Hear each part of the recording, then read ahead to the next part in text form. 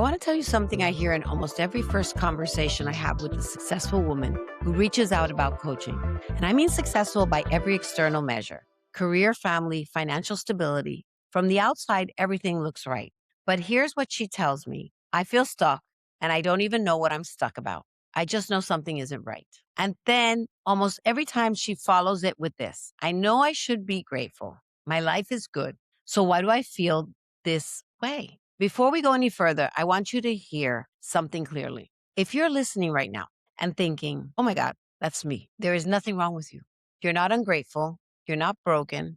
You're not having a midlife crisis. You're a woman who has been incredibly good at building a life that works for everyone else. And somewhere along the way, you forgot to include yourself in the equation. Now you're waking up to that. And that moment, that's not a problem. That's actually the beginning of something really important, because what she actually wants is pretty simple. She wants her life to feel as good on the inside as it looks on the outside.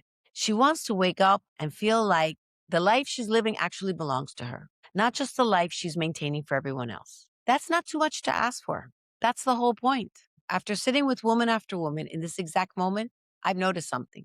The problem she brings into the first conversation is almost never the real problem. She thinks she needs a career change or a better morning routine, or maybe she just needs a vacation. But underneath all of that, it's almost always the same thing. She has spent years, sometimes decades, taking care of everything and everyone around her. And she forgot to include herself in the math. And now her whole life reflects that equation. But the thing that actually keeps her stuck, it's not the job. It's not the marriage. It's not the empty nest. It's an invisible rule she picked up decades ago, a rule that says good women don't want things for just for themselves. That wanting something that doesn't serve someone else is selfish. That taking up space simply because you want to is unhealthy, maybe impractical. That rule quietly runs everything.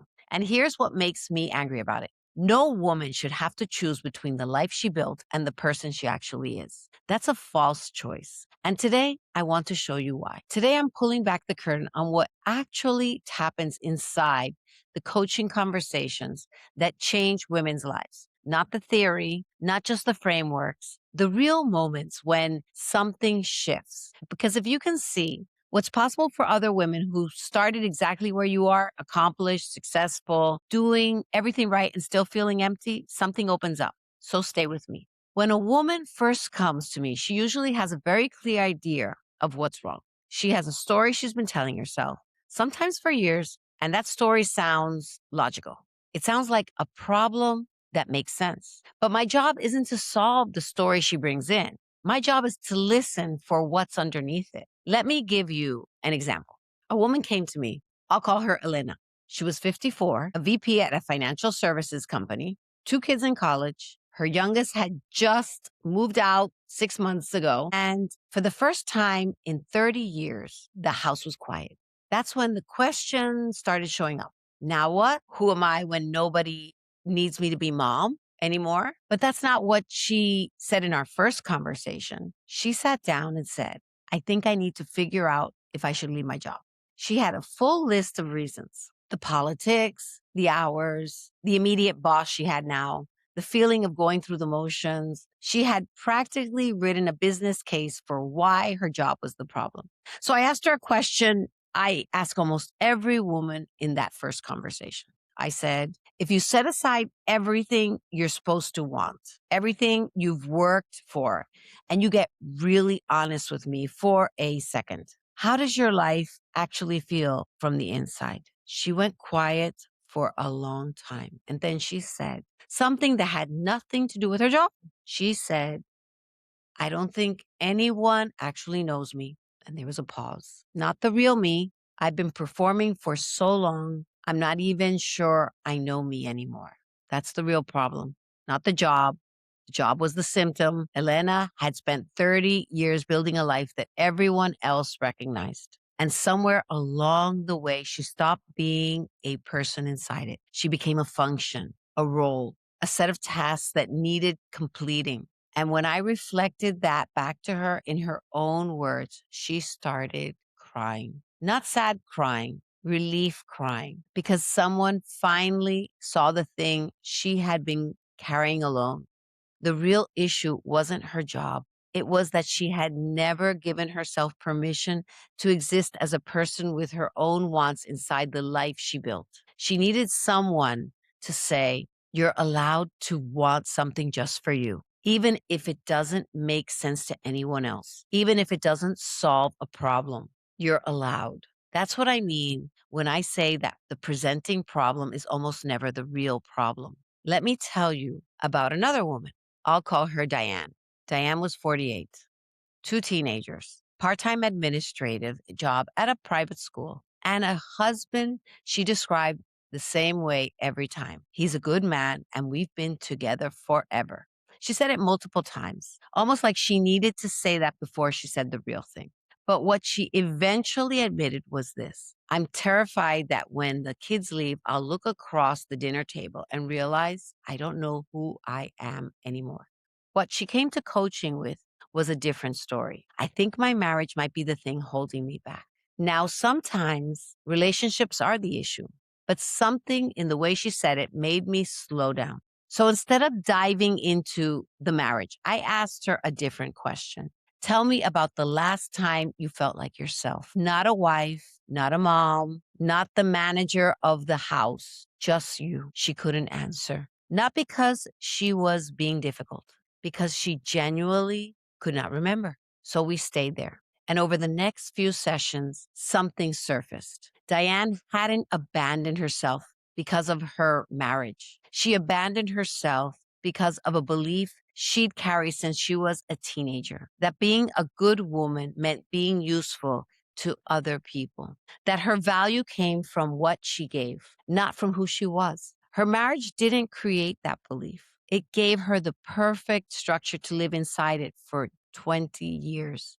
The shift didn't happen because she left her marriage emotionally. The shift happened when she realized she had a right to want things that had nothing to do with anyone else. The first thing she did, she signed up for a watercolor class. That was it. Not a dramatic life overhaul, a watercolor class on Saturday mornings. And within a month, her husband noticed the difference. She was lighter, more present, more herself. Because when a woman starts choosing herself, even in small ways, the entire ecosystem around her shifts. There's one sentence I hear more than any other in my coaching work: "I don't know what I want."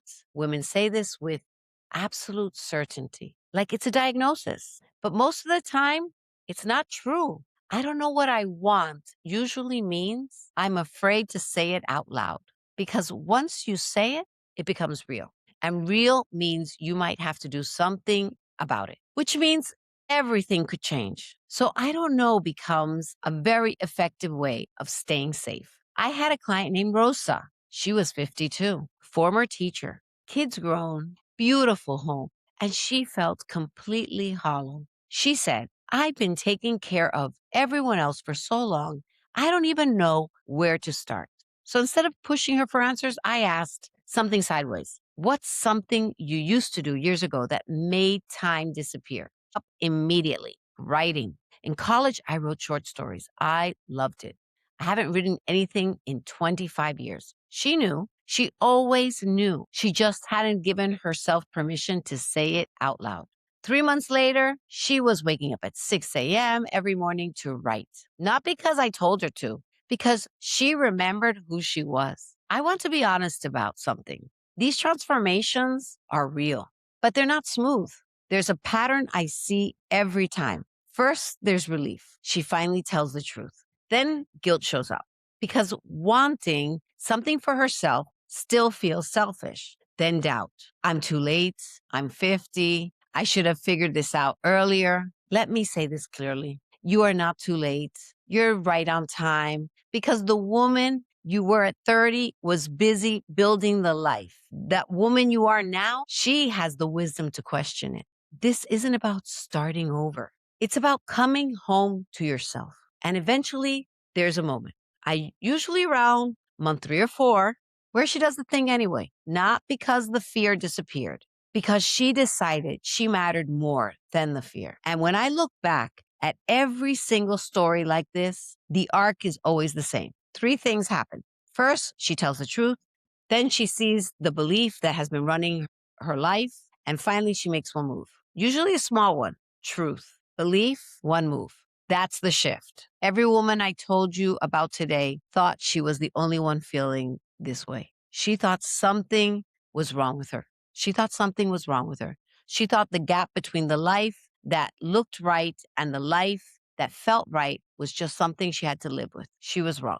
And if you've been listening to this podcast week after week, recognizing yourself in these conversations, that recognition isn't random, it's information. And if you're feeling that pull, you don't have to carry it alone. I work privately with a small number of women navigating exactly this moment. Women who have done a lot of life right and are ready to ask what they actually want next. You don't have to have it figured out. You just have to be willing to start the conversation. You can book a complimentary clarity call at kyliesuarez.com/clarity. It's not a pitch. It's not a sales call. It's simply a space to slow down and look honestly at what's going on beneath the surface. And before you go, if one of the stories today landed for you, send this episode to a woman who might need to hear it. Sometimes the most powerful thing we can do is remind another woman that she's not the only one. Next episode, we're going to explore something interesting. Which of these women's stories was actually yours? And what does that tell you about what might be ready to shift next? That's the Joy Shift. See you Friday.